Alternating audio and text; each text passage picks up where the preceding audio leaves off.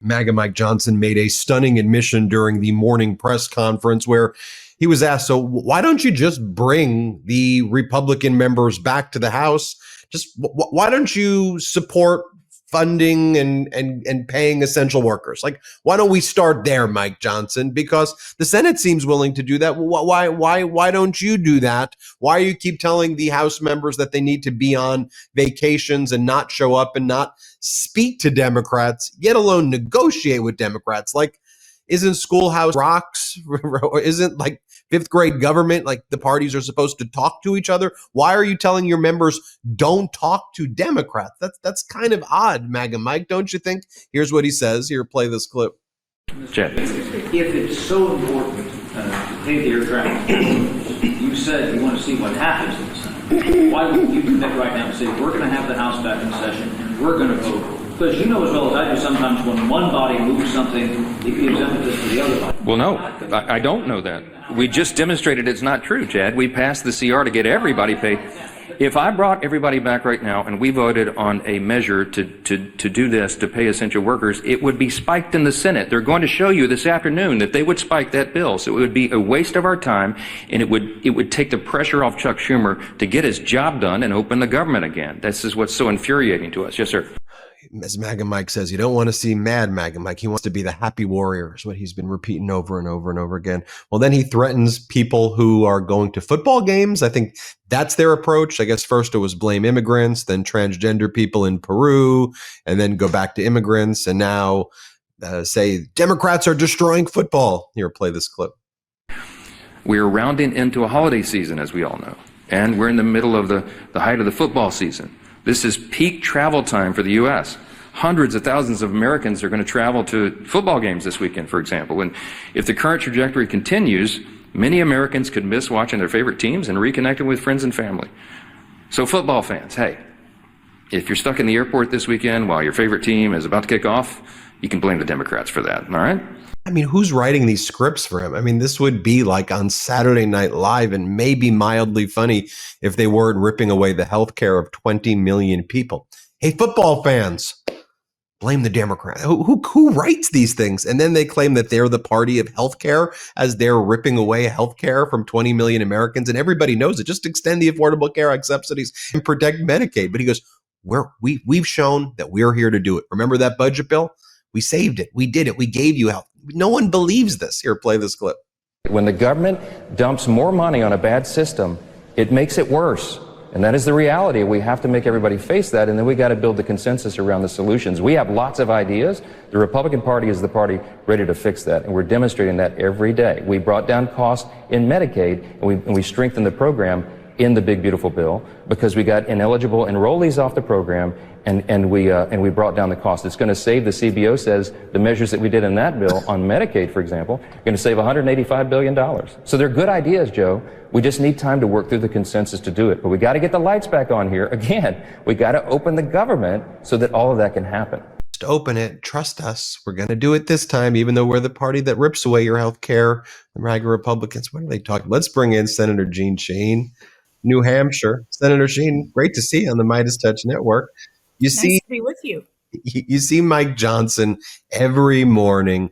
It's like blaming someone new for the fact that Republicans are ripping away people's health care. What's your perspective on the Senate side when you see what he's doing, telling his members, don't even show up to work and don't even talk to the other side?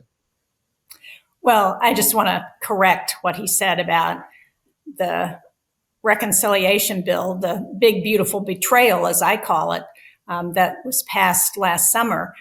The reason it saves $185 billion in Medicaid is because it kicks people off of Medicaid. We are going to have tens of thousands of people in my state of New Hampshire who are going to get kicked off of Medicaid as soon as those provisions go into effect. And that's going to have a huge impact on the entire healthcare system. Not to mention right now what this fight is about. And I've said from the very beginning that we ought to be able to keep government open and ensure that we can make sure that people can afford access to their health insurance. That's the position I think we ought to take. And we can do both.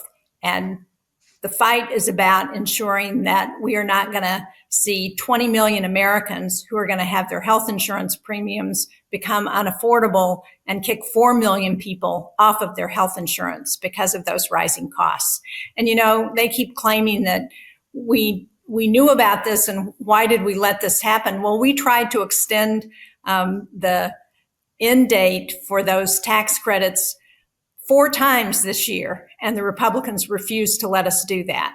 So this has been coming. Our Republican colleagues know it's been coming, and they refuse to acknowledge that it's going to have a huge impact on people's ability to afford health insurance, and that's going to have implications for the entire healthcare system. At least on the Senate side, the Republicans are showing up. To work. Right. I guess let's start with the floor. That on the Senate side, there's work being done. There are committees that are meeting.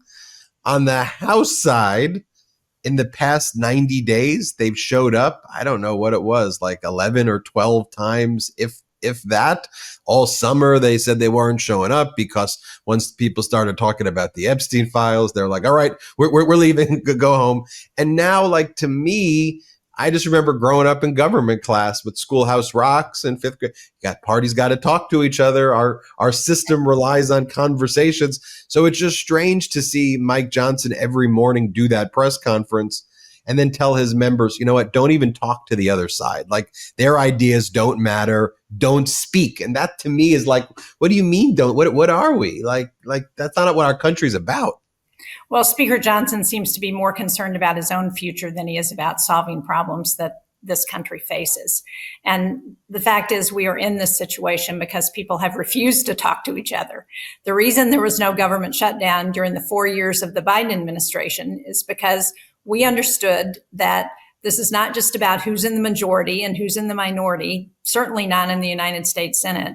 It's about ensuring that we address the minority concerns as part of what we do. And they knew they needed 60 votes coming out of the Senate, and they have been unwilling to sit down and talk to us, to negotiate. I was governor of New Hampshire for 3 terms. And when we had serious issues, I went and met with the Speaker of the House. I had a Republican legislature. I met with the Senate President, and we talked about how we could work together to solve the issues that we're facing the state of New Hampshire. And that's what we need to do now. We need to see President Trump, who's only met once with the leadership of Congress before the shutdown began. And now he's off again to Asia for a week. Last weekend, he could have been here meeting with the leadership of Congress, helping to solve this issue. And he was down in Mar-a-Lago playing golf, doing whatever he does in Mar-a-Lago. So he has not shown any kind of leadership. And there has been no willingness on the part of the leadership in Congress to sit down, to meet, to solve this. That's, as you pointed out, that's what this government is founded on. It's founded on compromise, on people working together. And the idea that you shouldn't talk to members of the other party and solve problems is totally antithetical to what this government is about. And then while there's this shutdown, it's literally demolishing the East Wing, just like putting a bulldozer and just thought there's no more East Wing of the White House now. I never thought that I would say that. $40 billion bailout to Argentina, and now says we're going to bring in Argentinian beef, and our cattle ranchers here are absolutely livid.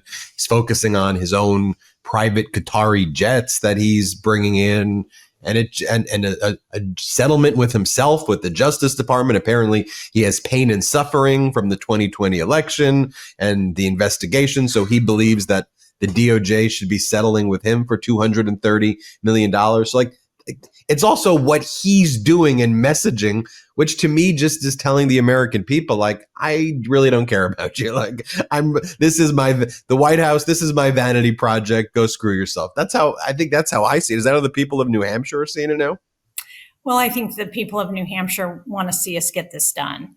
They generally share my view that we ought to be able to keep the government open and address the costs that people are facing. because of the rising costs of healthcare. We need to take action on that. That's what, as I said, that's what this fight is about, because those tax credits that millions of Americans rely on are going to expire at the end of December. But more importantly, November 1st is when the marketplace for the Affordable Care Act opens up. And so people are now getting their bills because insurance companies have had to set rates based on the assumption that we are not going to extend those tax credits.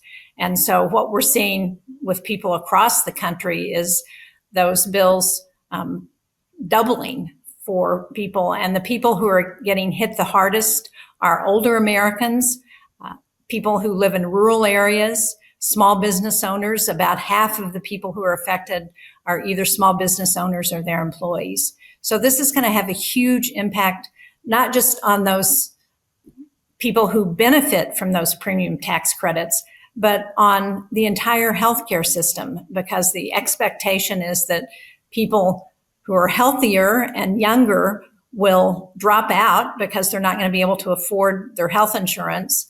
They're going to roll the dice. When they get sick, they're going to go to emergency rooms, and that's going to drive up costs for everyone. We're going to have a risk pool for health insurance that's going to be older and sicker, and that's going to drive up costs. So just because you don't benefit from those premium tax credits doesn't mean you're not going to be affected by what goes on here. And we can do this. This is not that challenging. If we sit down and talk to each other, we can come up with a compromise that can address some of the concerns we've heard from our Republican colleagues and still extend those tax credits for people who need them. And what's ironic about this, Ben, is that 57% of people who identify as MAGA Republicans who benefit from those tax credits, and 76% of people who are premium tax credit receivers are in states that Donald Trump won in the election. So it's in everybody's interest to try and solve this problem. I don't understand why our colleagues have been so reluctant to address what they know is a looming problem.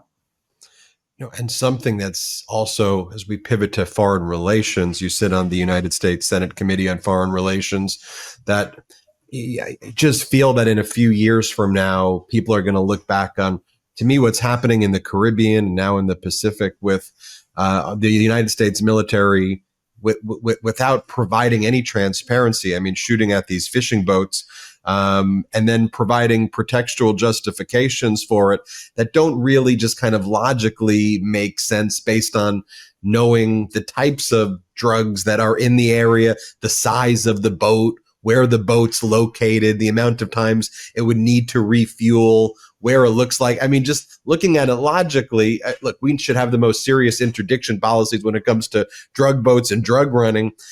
I just think back, this is how I talk about it on the show, to Abu Ghraib, when we talked about how horrible it was to waterboard and to torture individuals who were believed to be like Al-Qaeda terrorists and to be, and now it's not waterboarding. The federal government is killing people without any process, just killing and just saying dead, dead, dead, dead, dead. And I'm thinking to myself, what's going on here? And what's the perspective now going on the Foreign Relations Committee? I think there's real concern on both sides of the aisle about what we're seeing in the Caribbean and now in the Pacific because of the strike off of Colombia.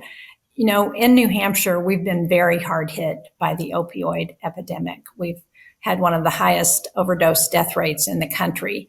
It's finally gotten better in the last couple of years, but I appreciate the fight against the drug cartels. It's something that we need to engage in, but we need to do it in a way that is going to be effective and that's going to not risk escalation that puts at risk American lives and men and women in the military. I was down in South America with a bipartisan delegation almost 3 years ago now. And one of the things we did was to meet with the Coast Guard in Colombia and see how they were cooperating with the United States to address drug running in the country. We went out and we saw efforts to close up the cocaine labs that are in the country. And that's an effective way to go after the drugs that we all want to eradicate. Nobody is interested in seeing drugs get into the United States. We need to stop that. But we need to do it in a way that doesn't put at risk Americans and that cooperates with those countries who are working to try and address it within their own country. Senator Shaheen, I appreciate your time. We got to talk more. I want to talk more about what's going on in the Foreign Relations Committee, but we'll get you back on soon. Great. Nice to be with you. Thanks. Great to see you. Everybody hit subscribe. Let's get to 6 million subscribers. Want to stay plugged in? Become a subscriber to our Substack at MeidasPlus.com. You'll get daily recaps from Ron Filipkowski, ad-free episodes of our podcast, and more exclusive content only available at MeidasPlus.com.